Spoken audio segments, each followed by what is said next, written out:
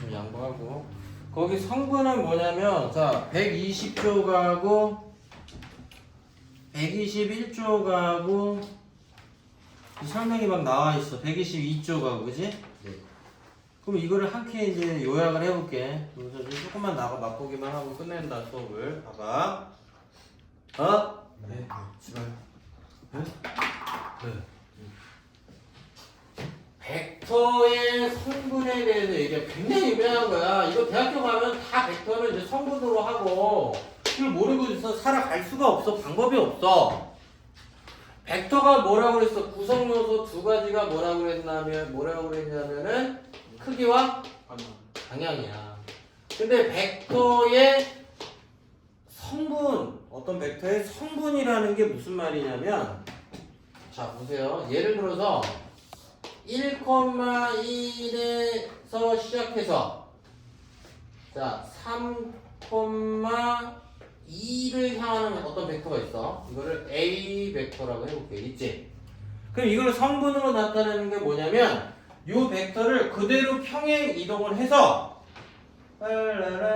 원점에다 시점을 갖다 놔요. 그랬을 때 종점이 어디니?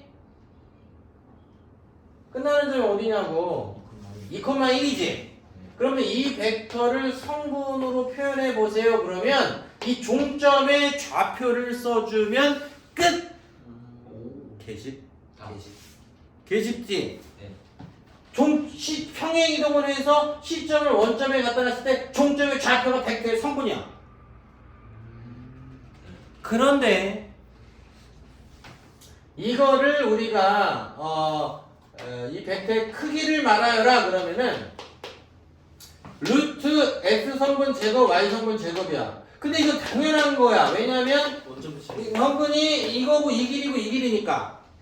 하나 더 실험해보자. 자, 어떤 x 벡터가 있어. x 벡터 성분이 마이너스 2,3이야. 그럼 이게 뜻은 뭐야?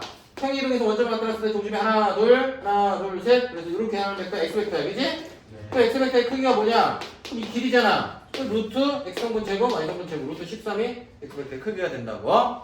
근데 이거는 이제 별게 아니고, 우리가 벡터를 더했을 때 어떤 두 벡터를 더한다는 것은 성분끼리 더하면 돼. 빼는 것도 성분끼리 빼면 돼.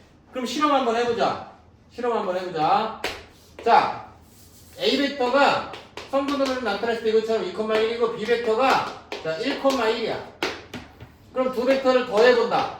그럼 먼저 우리가 여기 좌표 평면에서 한번 더해보자. 2하고 1까지 향하는 이 벡터하고 1,1이라는 이 벡터지. 그러면 여기다가 자 여기다 가상에 이렇게 해가지고 이렇게 이 벡터가 이 B 벡터죠. 네. 1,1이니까 한 칸에 한 칸 간 벡터잖아. 그러면 이거하고 더하면 어떻게 되겠어? 답이 이거죠. 네. 세 칸에 두 칸이죠. 네. 근데 내가 방금 얘기했죠. 벡터의 합은 성분끼리 더하면 된다고. 빼기도 똑같아. 빼기도 방향 틀어서 이렇게 다 해주면 벡터의 합차로 하면 되는데, 자 만약에 A 벡터 빼기 B 벡터를 한다. 그럼 성분끼리 빼주면 돼요. 1,0이 된다. 그 다음에 실수배는 어떤 벡터의 실수배는 그대로 성분에다가 실수배를 해주면 돼. 알겠어?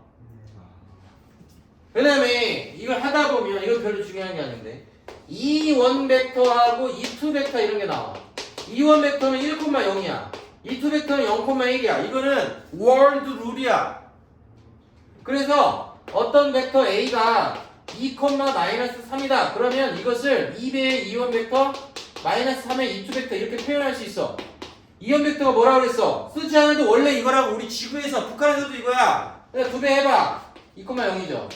마이너스 3배를 여기다 해보라고. 그럼 더하기로 해서 쏙 빠지고 2, 마이너스 이렇게 쓸 수가 있다고. 방금 실수면은 여기 안에다 성분에다 곱하라고 그랬잖아. 그러면 둘이 더하면 어떻게 돼? 나오죠? 그래서 이거를 이런 식으로 표현할 수도 있다. 여기까지 하시게 되면은 책에 있는 게 다 이해가 가. 보다. 120쪽 보세요. 여기 2연 벡터, 2투 벡터에 대한 얘기를 존나 유식하게 표현했는데 꺼지고 120쪽 하단에 이그젬플 보세요. 다음에서 찾았어요? 네. 120쪽도 복사했니? 네. 다음에서 찾았어요? 두 벡터, 2원, 2투 벡터 나타낸 벡터는 성분으로 나타낸 벡터는 이온 이투 벡터로 표현해 보세요. 그랬어. 이온 벡터, 이투 벡터를 단 이렇게 써놨는데 원래 이거라고 우리 지구에서는. 그래서 처음에 A 벡터가 이거니까 자 성분으로 2, -3 방금 칠판에 얘기했던 거하고 똑같네요. B 벡터는 이런 식으로 표현할 수 있다. 요게 이해가 가면 120쪽 위의 내용을 읽어볼 가치도 없는 거야. 이 이그젠플이 이해가 가면. 알겠니? 이해 가지. 이미 칠판에서 설명했으니까 꺼지고. 그 다음에 121쪽 3번 벡터의 크기는 공식으로 루트 x 성분의 제곱 y 성분의 제곱. 밑에 이그젠플 A 벡터가 -3,4야. 크기는 얼마니? 루트 25 해서 5 됐어. 4번 어떤 두 벡터가 같다? 두 벡터가 같으려면요 성분이 같아야 돼. 왜냐면 성분이라는 건 평행이동에서 시점을 원점에 갖다 놨을 때 종점의 좌표이기 때문에요. 당연히 성분이 같아야 같은 벡터가 된단 말이야. 알겠어요. 5번 두 벡터의 합은 뭐라고? 성분끼리 더하는 거라고. 뺀 것도 마찬가지. 실수배는 실발 다 알겠다. 네. 맞아. 그래서 이게 되게 중요한 역할이야. 벡터를 성분으로 표현하는 가장 근본적인 요인은 더하고 뺐을 때 성분끼리 더하거나 성분끼리 빼면 매우 빠르게 벡터 연산을 할 수가 있다. 요게 어떤 성분으로 표현하는 실질적인 어떤 중요한 효과다. 이렇게 말할 수 있습니다. 그래서 122쪽 상단 A 벡터가 이거고 이그젠플이요. A 벡터가 이거고 B 벡터가 3,-1일 때 더한다. 성분끼리 더하고 뺀다. 성분끼리 빼고 2배 한다. 성분은 2배 해주면 된다고. 6번 대소리고 성분의 크기 뭐 당연히 뭐 쓸데없는 소리고. 그 다음에 7번이요. 평면 벡터에서 성분의 평행하면 이게 무슨 말이냐면 성분의 실수배란 말이야. 이게 무슨 말이냐면 하나 예를 들어볼게. 예를 들면 여러분들이 쉬워. 야 A 벡터가 자 1,-3이야. B 벡터가 -3,9야. 둘이 평행해 안 해? 평행하다고. 여기에 -3 곱하면 이거지. 여기 -3 곱하면 이거잖아. 그러면 A 벡터에다가 -3 곱하면 B 벡터가 되잖아. 그러면 어떤 벡터에다 상수를 곱해서 이 벡터가 됐을 때는 두 벡터를 평행하다고 말할 수 있다고 그랬잖아. 그것도 그런 게 그림으로 우리가 체크를 하면요. 이 A 벡터가 뭐야?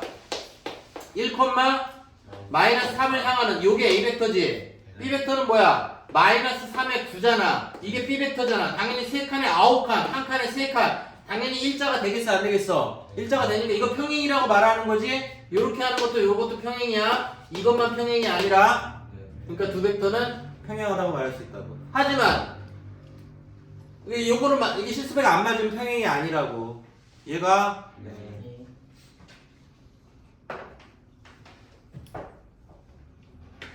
그러면 123쪽을 풀어봐. 넷줄이기.